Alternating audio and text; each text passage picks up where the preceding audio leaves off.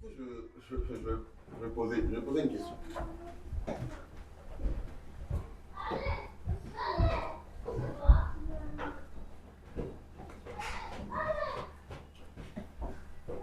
Comment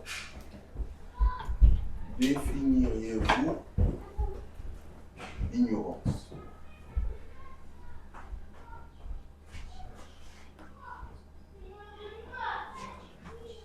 L'absence de savoir. L'absence de savoir, ok. L'absence de curiosité. L'absence de curiosité, ok. Absence d'humilité. L'absence? D'humilité. Mon frère, regarde ça, c'est pas mal, ça, regarde ça. Ok. Et bon. L'inconscience. L'inconscience. L'inconscience. Ok. L'entêtement. L'entêtement. Donc si on est entêté, on est. T'es-tu? C'est vrai, c'est tout ça veut dire ça. Oui, mais il y a un autre mot derrière. Alors l'ignorance et la paresse. Qu'est-ce que vous en pensez? C'est lié ou pas? Je pense que c'est volontaire. Tout comme tu veux. Est-ce que c'est lié l'ignorance et la paresse? C'est un peu parce que ça fait comme la facilité, donc un peu La un peu facilité. la paresse. Ok. Quelqu'un d'autre?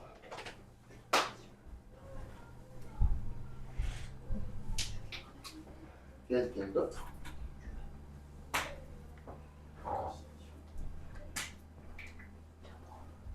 Cherche Rocher.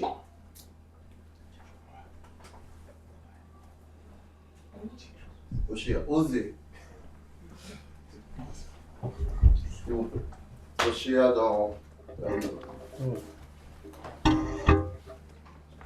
Osée 4, chapitre 4, le verset 6. Mais du coup, maman, j'ai rien dit, mais je donnerai pas. Je vais revenir sur le être têtu, la paresse et manque d'humilité. Et les autres réponses qui sont liées à la connaissance, forcément, c'est des bonnes réponses. Mais par rapport à ce qu'on va partager,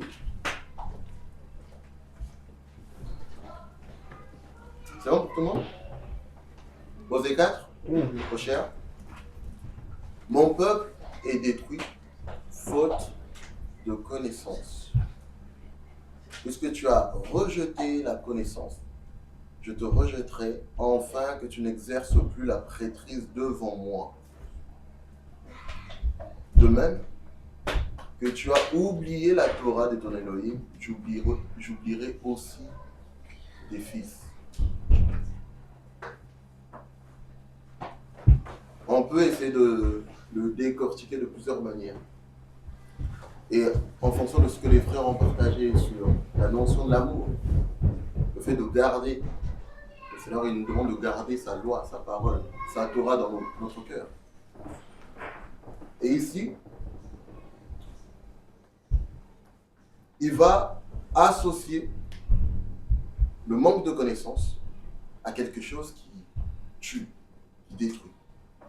qui détruit une famille, un peuple, qui va détruire un homme, une femme, peu importe. Mais le manque de connaissance apporte forcément la destruction. Et celui qui n'a pas la connaissance, premièrement, de qui il est, ou de qui est le Seigneur, on va faire ça dans l'ordre. Quel est le nom du Seigneur, de son Seigneur, qui tu es toi-même. Tu n'as pas de vision. On y viendra après. Et le frère vient nous partager sur Abraham qui avait besoin d'une descendance. Et ceux qui oublient, ou ceux qui n'ont pas une connaissance, ceux qui n'ont, quand on voit la connaissance aussi, il faut voir ici l'intimité, l'amitié avec le Seigneur. Donc si tu n'as pas de proximité avec le Seigneur, ben le Seigneur peut oublier. Ça peut être des promesses.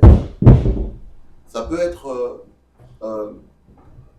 une volonté souveraine du Seigneur dans ta vie, il peut le mettre de côté jusqu'à ce que tu reviennes à la lumière de la connaissance précédente.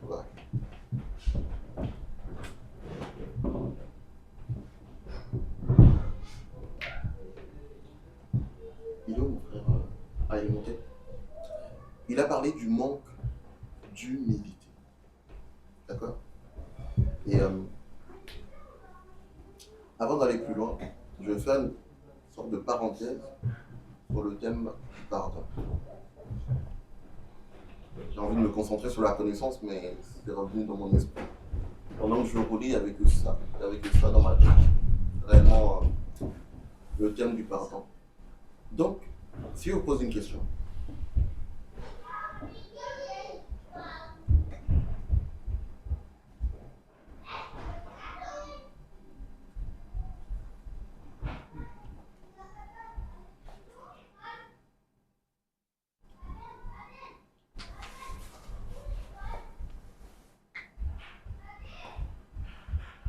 comment on sait qu'on est avec le Seigneur réellement? Comment on sait qu'on marche réellement avec le Seigneur? Ou comment on sait que le toi d'aujourd'hui n'est plus le toi d'avant?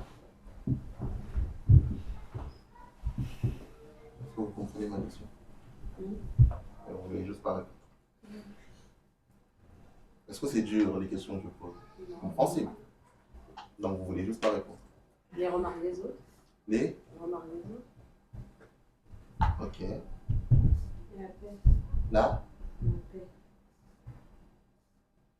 Ok. Témoignage.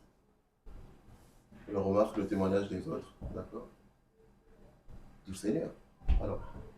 Amen. C'est bon. La paix. Soyez en paix avec tous. D'accord? Et on nous parle d'être en paix et de nous sanctifier. Ces deux remarques vont lier le sous-thème que je voulais aborder, le pardon. Premièrement, un chrétien qui est dans l'ignorance, la première des ignorances aujourd'hui dans notre génération, même depuis que le monde existe, c'est que les chrétiens ne savent toujours pas, ou un être humain qui ne sait pas en premier ce qu'il a été pardonné. Deuxièmement, l'ignorance sur le fait d'accepter ce pardon. Est-ce que jusqu'à là tout le monde me comprend? Celui qui marche avec le Seigneur. Il y a des questions? Non. Des commentaires? Ah. Donc, deux choses. Le chrétien va être détruit dans cette ignorance parce que ou il ne connaît pas le Seigneur, ou il s'en est écarté. Et quelqu'un peut me prendre Luc, s'il vous plaît, dans Luc 1, le verset 16 et 17. On a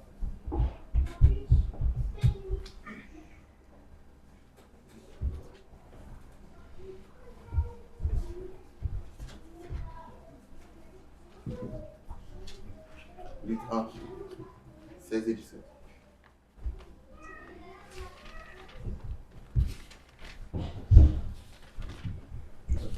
J'aurais pu le prendre moi-même.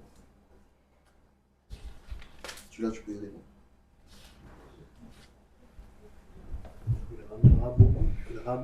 Verset 16, d'accord.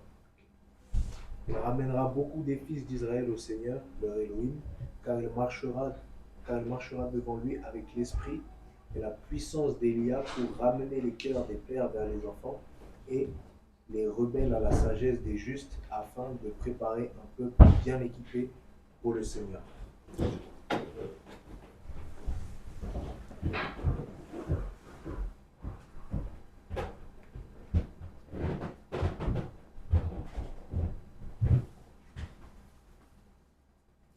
C'est dans la réconciliation avec le Seigneur que tu reçois une vision et tu es centré sur l'appel au salut.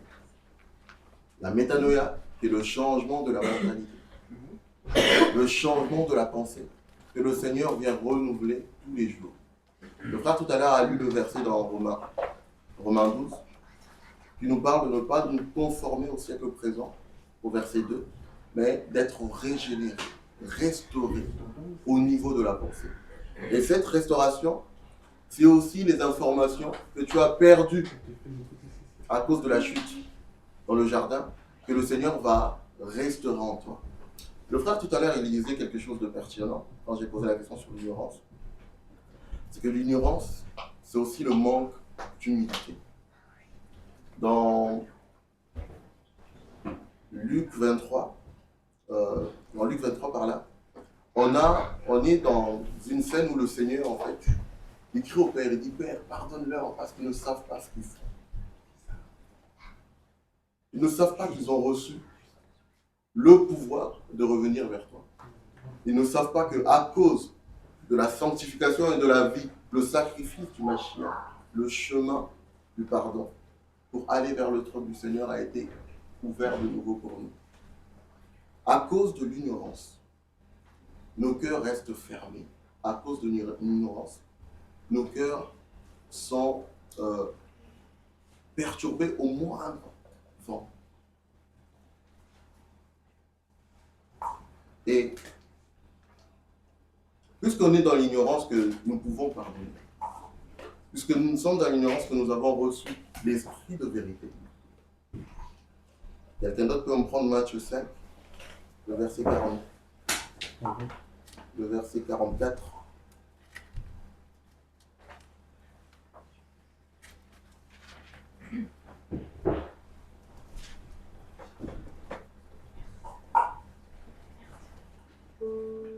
Matthieu 7, 44.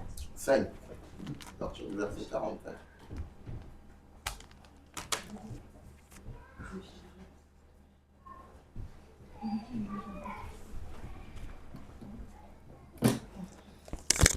Le catalogue?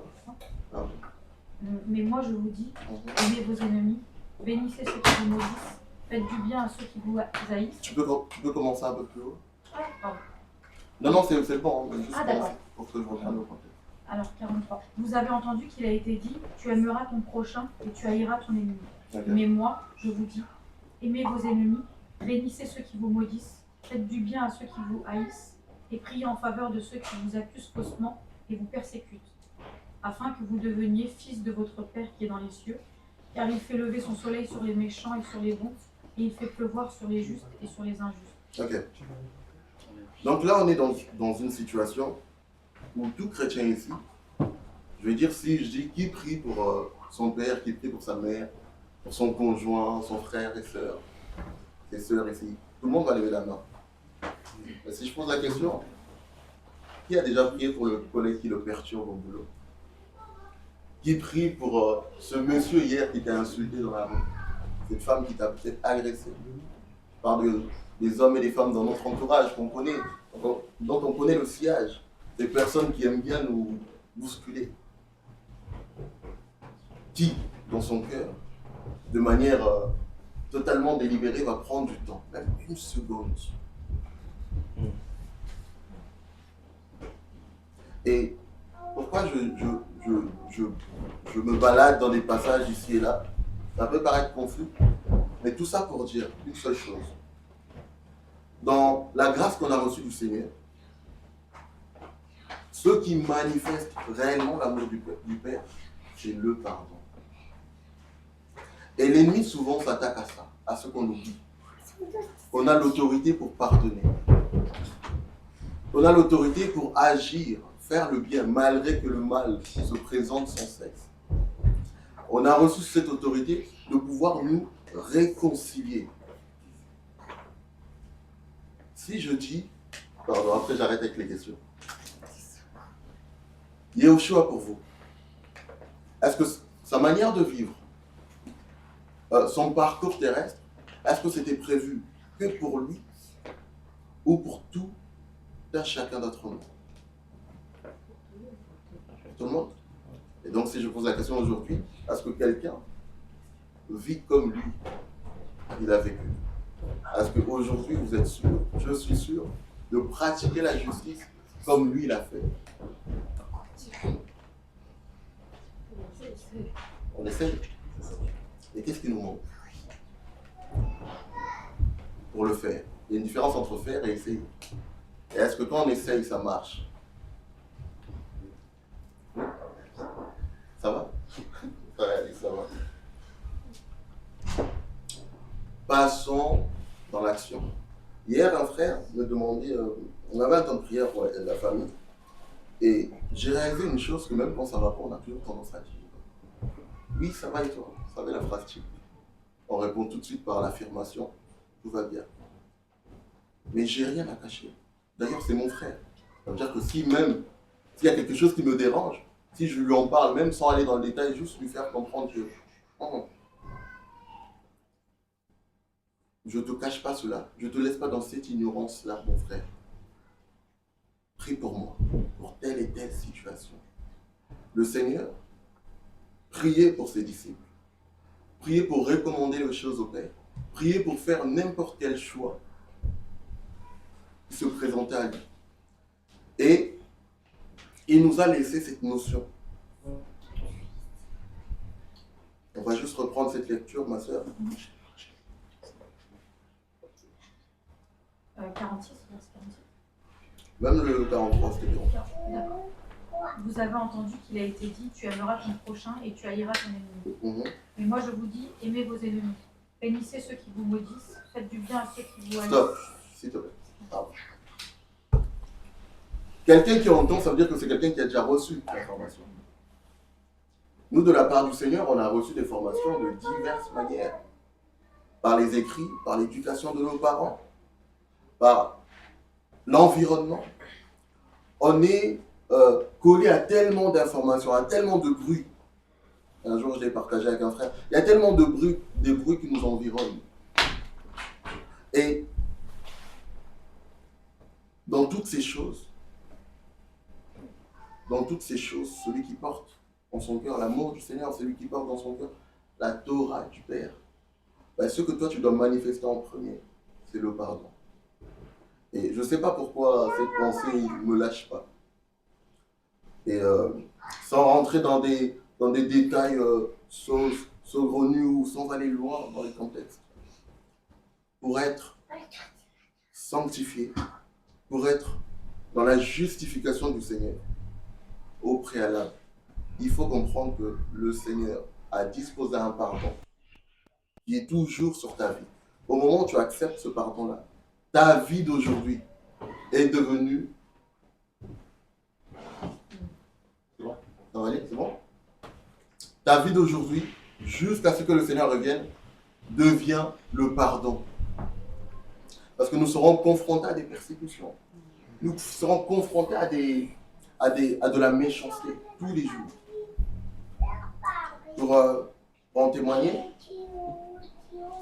j'ai déjà partagé à quelques frères, mais j'ai un collègue qui est arrivé dans mon entreprise, ça fait presque un an, il entame sa deuxième année. Et pendant 6 mois, ça veut dire que le premier jour il est arrivé, jusqu'à ce que je parte en formation, il m'a fait ça. Et pourtant, de ma femme, j'ai ce témoignage de dire que Joël, franchement, peu importe comment je te titille, tu réponds pas, tu prends sur toi. Lui, tous les jours, j'avais des pensées de je peux l'empoisonner de cette manière. Ouais, lui, franchement, c'est sa voiture, ça. Ouais, tu dévises juste un peu la roue, il n'y a pas de caméra. Ça veut dire que l'ennemi l'utilise tellement bien que le Seigneur m'a fait réaliser l'ignorance que j'avais moi-même par rapport au pardon et à l'orgueil.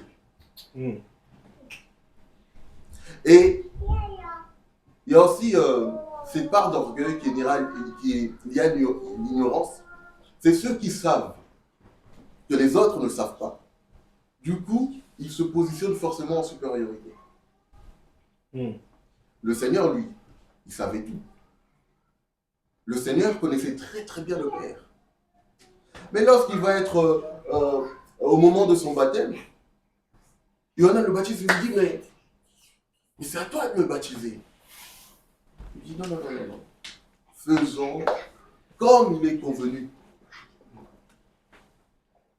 Le pardon est lié à la justice. Tout le monde est d'accord. Mais tous les jours de notre vie, il faut manifester cette justice. Vous vous souvenez tous de ce passage. Vous cherchez le royaume de Dieu et la justice, et tout le reste vous sera ajouté. Et à la fin, ma soeur, si tu peux reprendre la fin, le dernier verset que tu as lu, on parle du juste.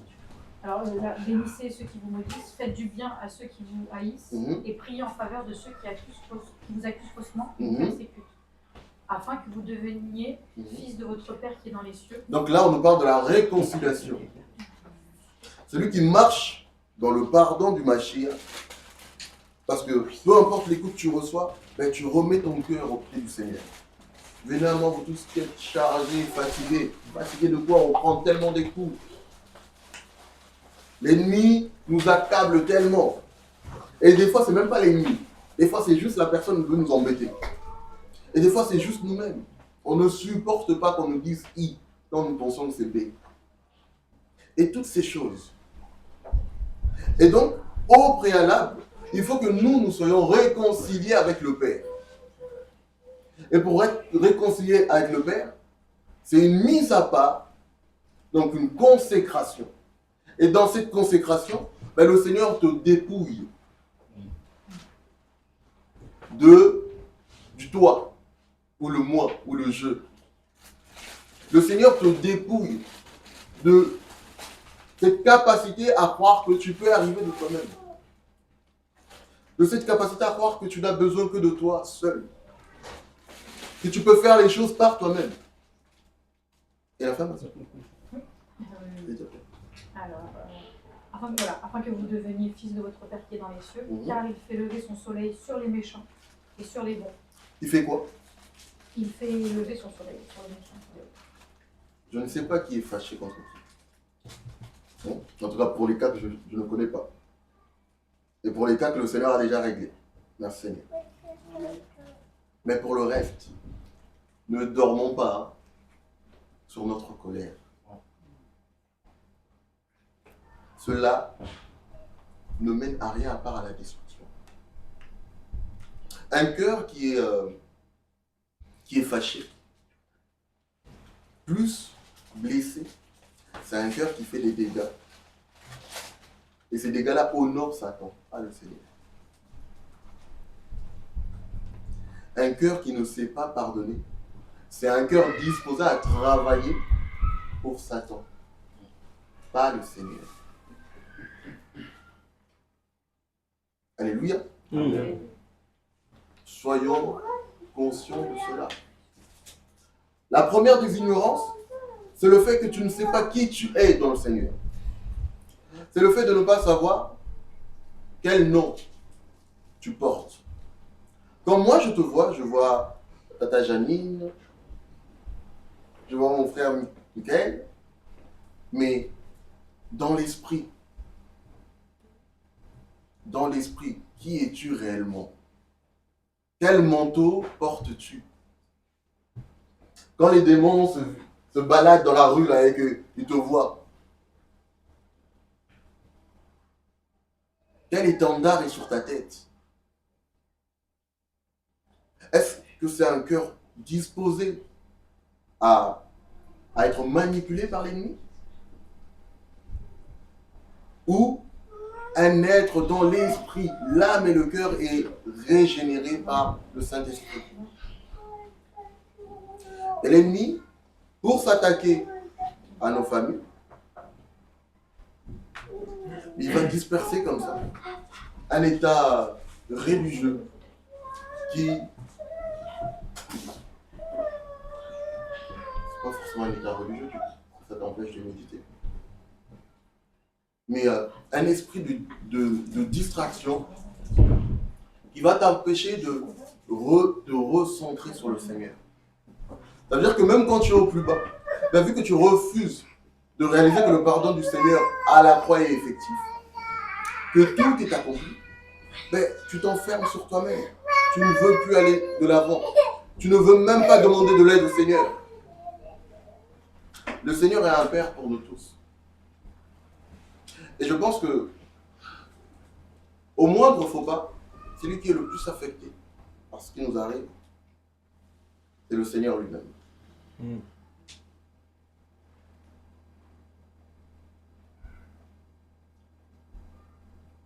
Je crois que le Seigneur parle à quelqu'un.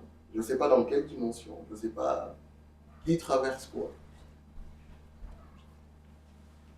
C'est pas parce que je regarde que je vois des choses. Hein. Voilà, arrêtez de me prendre pour un voyant. J'ai vu les têtes se baisser comme ça là. Non. Voilà, je regarde ton temps Aristote. T'as pas de preuve de pardon, mon frère. Non, non.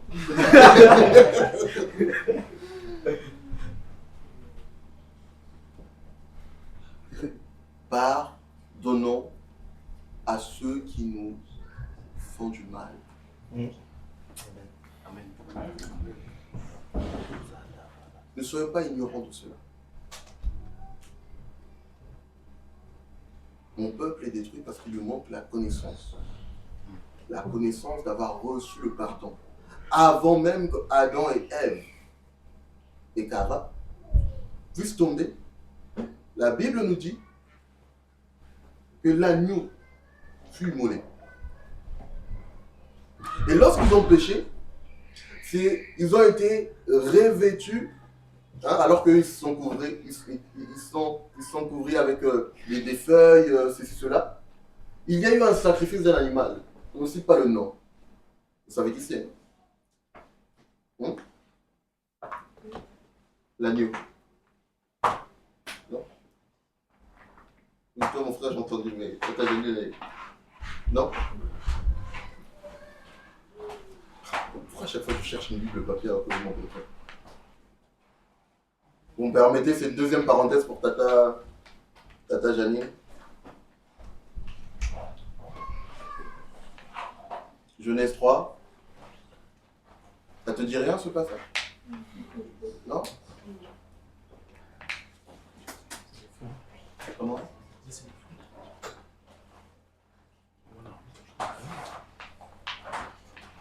Tout à fait.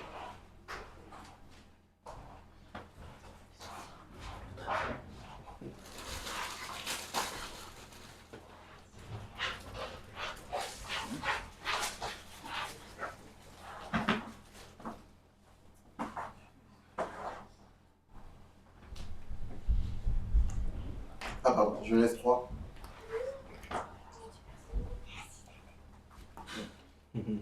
Pour un peu plus de contexte, je vais chercher la première fois qu'ils se sont couverts. Ah, donc au verset 7, si tu veux bien. Les yeux de tous les deux s'ouvrirent et surent qu'ils étaient nus. Ils cousurent ensemble des feuilles de figuier pour se faire des ceintures. Ok. Donc au moment où ils pêchent, parce qu'au chapitre 2 à la fin, il est dit que le mâle et la femelle étaient nus et n'en avaient pas honte. Okay? Et lorsqu'ils vont désobéir et pécher, en mangeant de ce fruit, ben, les yeux des deux vont s'ouvrir et ils vont savoir que, ah tiens, on est nus. Et ils vont eux-mêmes se fabriquer de quoi se couvrir. Et si c'était la volonté du Seigneur, ben, le Seigneur aurait pu dire, ah, ils ont la connaissance pour se faire des vêtements eux-mêmes. Et si on va au verset... alors, je l'ai vu tout à l'heure. Si on va au verset 21, Yahweh Elohim habilla Adam et sa femme avec les tuniques de peau qu'il leur avait faites. ils ont péché, ils se sont fabriqués quelque chose pour justifier. Se justifier ou c'est comme de l'auto-pardon. J'ai fait, je sais que c'est grave, mais ça va. Et le Seigneur, il va venir et il va donner la sentence, le jugement par rapport à leur désobéissance. Et à la suite de cela, comme le Seigneur prend miséricorde, vous verrez que le Jean 3,16, le Seigneur a tant aimé. Dans ce verbe aimer là, dans l'étymologie, vous allez voir que ça va nous parler de faire preuve de miséricorde et avoir pitié. Donc, le Seigneur, il peut poser un châtiment divin sur toi, mais ce n'est pas pour autant qu'il ne va pas prendre soin de toi. Parce que nos fautes ont toujours des conséquences. Et donc, il y avait un chemin jusqu'à la réconciliation, jusqu'au Mashiach, pour réellement réconcilier nos cœurs. Aujourd'hui, on est totalement en paix avec le Seigneur. Et comme on est en paix avec le Seigneur, ben, on peut se sanctifier. Comme on est en paix avec le Seigneur, on peut pardonner. Parce que dans nos cœurs, il n'y a pas haine, il n'y a pas jalousie. Il y a la chair qui nous combat, il y a les fruits de la chair qui veulent se manifester, mais nous, on porte en nous le fruit de l'esprit qui nous permet de faire les choses avec, et dans la vérité, et dans l'esprit. Et du coup, le Seigneur va leur fabriquer des tuniques de peau de qui? Pas marqué. On sait qu'il y a l'agneau d'Élohim qui a été immolé avant la fondation du monde. C'est-à-dire qu'avant que le péché soit acté, parce que le Seigneur, il prévient, tout de suite dans Genèse 1, il va parler du fait que la terre va devenir, aller changer, aller devenir tohu-bohu.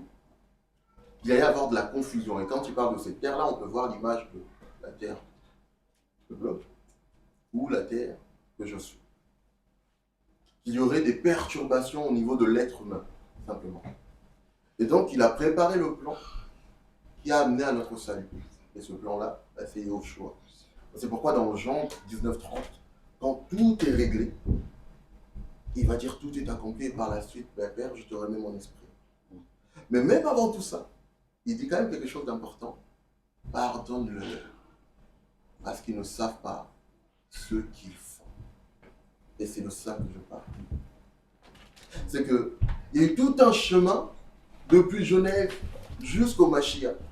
Et même quand le Mashiach est arrivé pour accomplir physiquement le sacrifice divin qui a été accompli avant la fondation de toute création. Parce que le Seigneur nous aimait et il savait dans sa volonté, il savait que ça allait arriver. Que Adam allait pécher, qu'il allait envoyer des prophètes, et l'homme allait l'accepter, allait le rejeter, l'homme allait se mélanger, la prostitution avec des faux dieux, des fausses divinités, des Baals, des faux Elohim. Et le Seigneur, ben, ce qu'il fait, comme aucun homme pouvait agir pour apporter le pardon aux humains, mais il a quitté sa gloire.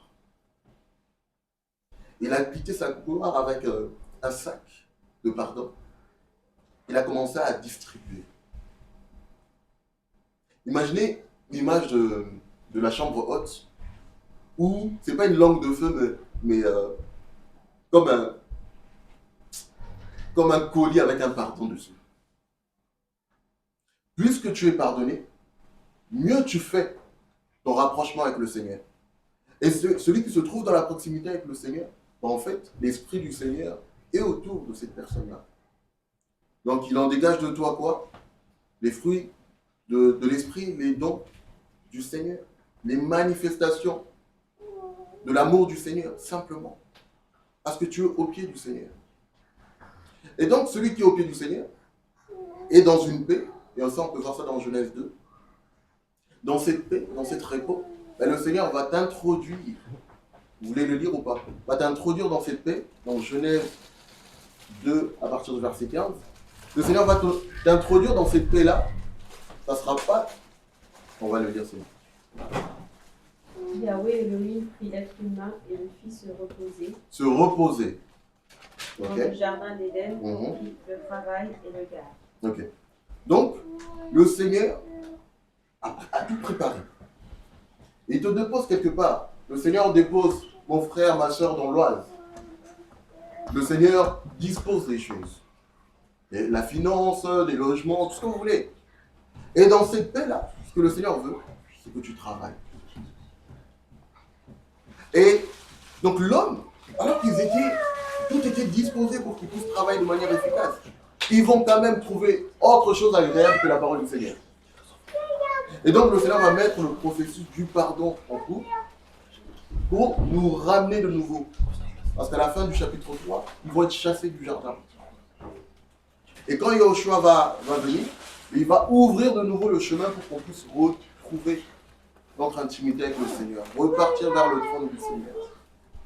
Et comme on est sur le trône du Seigneur, ben, tout ce qui peut nous embêter, nous blesser, nous fatiguer,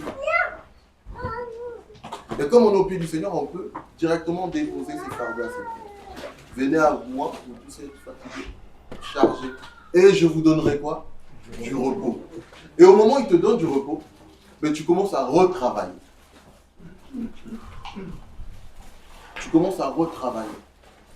Et c'est Romains 12, jusqu'à ce que tu sois, imaginez, c'est une bouteille, la bouteille est remplie, et le Seigneur, il va agrandir le contenant pour le remplir encore plus. C'est un peu ce processus-là. C'est quand le Seigneur ne peut plus rajouter parce que tu es arrivé à un niveau où tu commences à stagner, et il agrandit le contenant. C'est pour ça qu'on a toujours tendance à si vous remarquez bien, on dirait les mêmes combats qu'on a, les mêmes combats de 10 ans, on dirait que ça revient. Parce que le contenant est devenu plus grand, donc la matière ou, imaginez, le liquide qui est à l'intérieur, bah, du coup, va vers le fond encore. Et il faut encore le remplir pour que tu retrouves un zèle. Et ça, c'est toujours ce même processus. Régénérer. Mais il n'y a pas tout ce travail sans que le pardon soit effectif. Donc la seule chose, peu importe comment je peux tourner mes phrases, nous n'avons pas de choix que d'accepter que nous avons reçu le pardon du Seigneur. Et ce pardon-là, ce n'est pas pour que nous le gardons pour nous-mêmes. Il faut travailler avec ce pardon pour faire du bien aux autres, pour recommander ceux qui sont malades au Seigneur. Imaginez, il se passe quelque chose pour ceux qui sont de la RDC, avec notre pays, le pays voisin. Et vous verrez que moi, depuis que je suis né, il y a une forme d'animosité. Avant, j'étais petit, donc je ne savais pas pourquoi. Il y a une forme d'animosité, je ne sais pas le nom forcément, contre un pays voisin, de la RDC. Et on a grandi avec, on nous a communiqué une haine contre eux. Ça veut dire que c'était pour moi, c'était normal de les tuer. Je ne sais pas pourquoi. Une guerre qui a commencé quand j'avais, ça va avoir 30 ans, quoi, qui a commencé à peu près 1 an après ma naissance. Donc, j'ai été ignorant de ce qui se passait, mais pourtant j'ai accepté la haine que les autres avaient vis-à-vis de ce peuple, alors que ce n'est même pas une histoire de peuple, c'est peut-être une histoire de haute sphère politique. Mais tout le monde a porté ce manteau-là. Et j'aime ce passage, je crois, c'est leur acte où on dit que les anciens sont venus jeter leur manteau au pied d'un jeune homme qui s'appelait Saoul, Paulos, avant de lapider Stéphanos. Et vous verrez que la suite, Paulos est devenu un grand tueur. Le manteau des gens, dès que tu le portes, si tu n'as pas la connaissance du pardon, si tu n'as pas la connaissance de la réconciliation, ben, tu vas devenir un grand guerrier pour une cause dont tu maîtrises les effets, dont tu as la connaissance spirituelle. Vous voyez? Et en grandissant, je me suis attaché au Seigneur, je ne me suis pas forcément posé des questions et c'était pas aussi parlant à cette époque qu'aujourd'hui. Aujourd'hui, on en parle vraiment. Mais j'ai réalisé juste une chose, que Seigneur, tu mènes les combats que je ne maîtrise pas.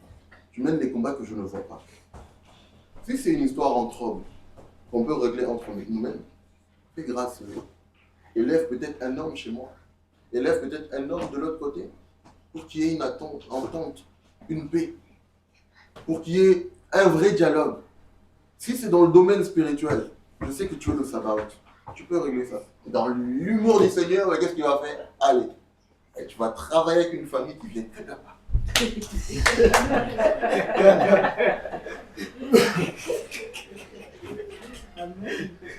Il n'y a rien à faire. Pourquoi? Parce que au moment où tu es réconcilié avec le Seigneur, ben si eux aussi sont réconciliés avec le Seigneur, c'est-à-dire que moi, je suis son enfant, ben lui aussi c'est son enfant. Donc au lieu de, imaginez si je me lève en prière, je vais dire quoi? Seigneur, fais en sorte que notre pays subisse aussi ce que moi je subis. Ma prière, elle va être maintenant lié à la connaissance du Seigneur. Seigneur, je ne vois pas ce que tu vois. Je ne sais pas ce que tu sais. Ce que je sais, c'est que tout est accompli. Ce que je sais, c'est que tu as libéré le pardon sur tous. Et il y aura un temps favorable pour nous. Amen. Savoir qui on est là, c'est important. Un jour, une sœur, m'a interpellé en disant, frère, s'il te plaît,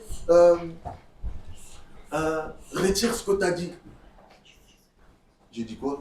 Ouais, non, mais il y a un an, franchement, moi, il y a un an, bon, je ne sais plus. J'ai plus la connaissance. Qu'est-ce que j'ai dit? Ouais, il y a un an, tu as fait une blague sur une situation. Et depuis la blague que tu as fait là, c'est comme si elle s'est accomplie dans ma vie.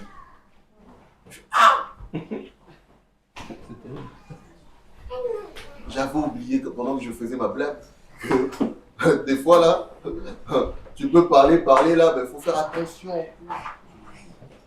Donc, si quelque chose, pour moi, d'assez, quelque chose à négliger, a pu s'accomplir, si je ne déclare pas le pardon, si je ne déclare pas l'amour, si je ne déclare pas la paix, bah, les charbons ardents là sur ma tête là, il va en avoir beaucoup. Parce que l'autorité que le Seigneur nous a donnée, ce n'est pas en vue de faire du mal aux hommes. Et ce n'est pas en vue que lorsqu'il y a matière à séparation entre des individus, de dire que les autres sont mauvais. Non. Le Seigneur a trouvé un meilleur choix pour eux. Laissez-le. Avançons vers le Seigneur.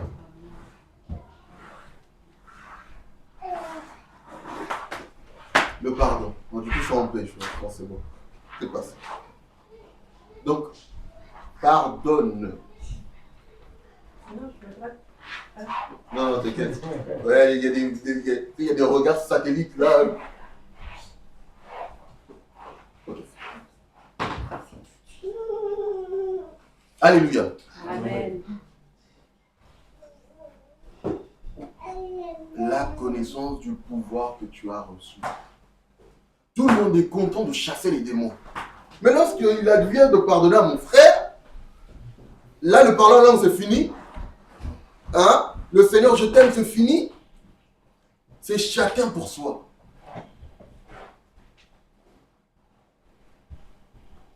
Donner, pas seulement de l'amour. Mais en réalité, là, il n'y a pas d'amour sans pardon. Le Seigneur a amour. Amen. Mais dans son amour, là, la première des choses qui s'est manifestée et qui a englobé son amour, c'est la miséricorde. Amen. La miséricorde.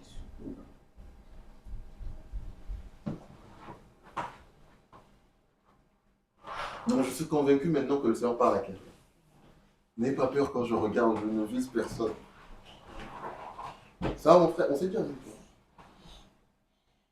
Toi, mon frère. Oui. Il y a longtemps. Hein? Non. Tu te rappelles pas? On s'est déjà vu encore, le vrai.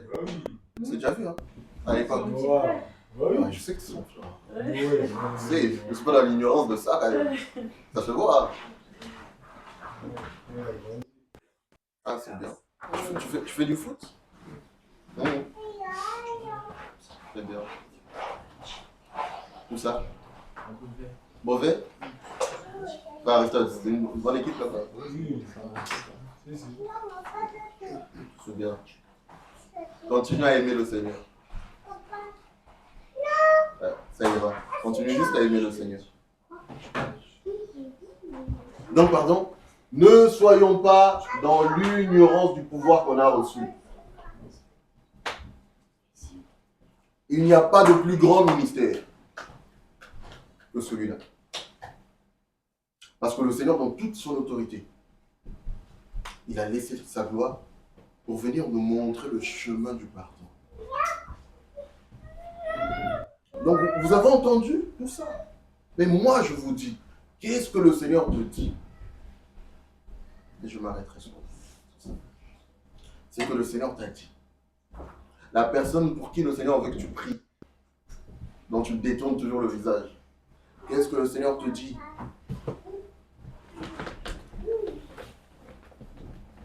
Et C'est dans la puissance du pardon que réside la restauration. Il n'y a pas d'autre chemin. Il n'y a pas d'autre chemin. J'ai senti qu'au début, là, c'était un peu tendu. Bon, moi aussi, je recevais un peu des trucs. On souffre, tout le monde souffre. Mais on pardonne. Vous savez, un grand homme dans la Bible, lorsqu'il décède, il y a 2 êtres qui viennent chercher son corps. 2 êtres. Il y en a un qui était déjà condamné. Et l'autre qui était dans la gloire. Mais lorsqu'il va commencer comme à avoir des conflits, des changements de parole, il ne va ni rappeler condamnation, il ne va ni rappeler... Vous savez, parce qu'on vit dans une génération où les gens, ils ont de quoi faire pour enchaîner Satan. Ils ont tous ces équipements chez eux. Ils savent comment envoyer le feu. Ils ont tout ça chez eux. Ils ont de quoi paralyser Satan.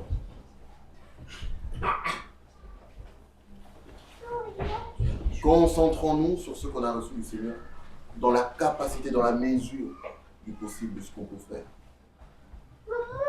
La rétrospection qu'on doit faire, c'est sur ce que tu vois aujourd'hui.